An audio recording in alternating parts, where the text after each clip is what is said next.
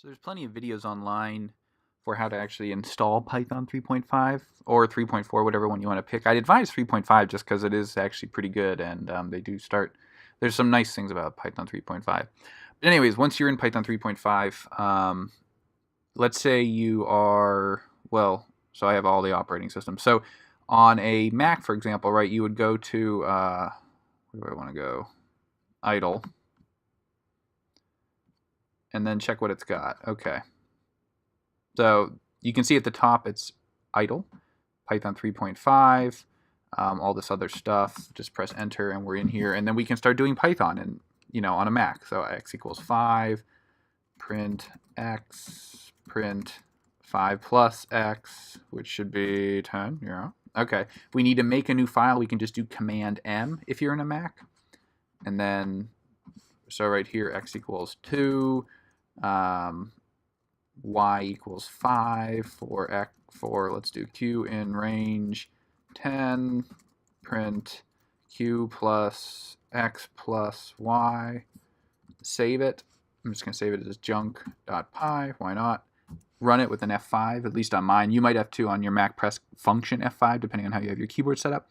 And it printed stuff that may actually make sense. And I'll leave that for you to actually go through and figure out why it prints 7, 8, 9, 10 like that. Okay. All right, if we are on, let's see, Windows. So if we go over here, so Windows, you're going to go to, whatever your programs, Python 3.5 should be there. Idle will be right there. Again, same thing as we just had, right? So we're going to do Control N now.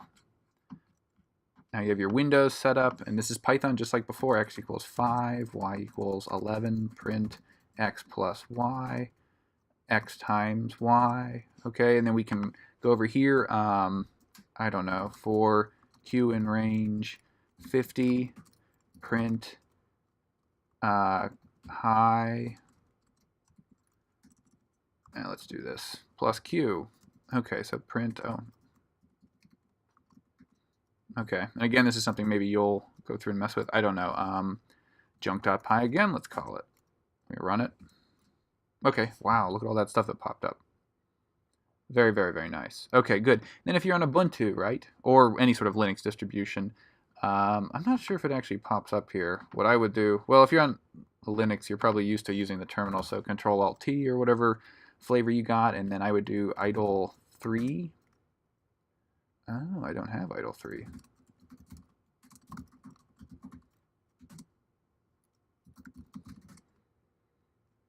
Let's install it. Huzzah, huzzah. Okay. Idle 3 pops up. Awesome. So x equals 5. Print x. Okay.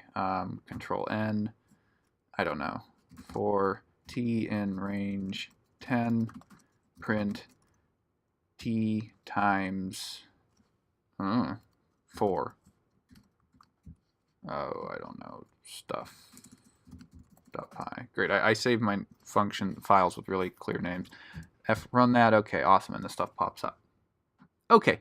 There's any, I mean, it should be pretty easy. And anytime you're doing stuff on on your laptop or on your computer, I really recommend you install Python. It lets you do a lot of stuff because then you can just go to the Most Tech webpage and submit your code, right? Rather than doing it all in the Pi and then jump driving it or, because remember the Pi is not it's an amazing device, but also it's like, really not meant for browsing the web. So the more you can do on your own computer with nice fast internet, nice quick browsing capabilities, including answering the homework questions or doing a good chunk of the lab, the better, I think.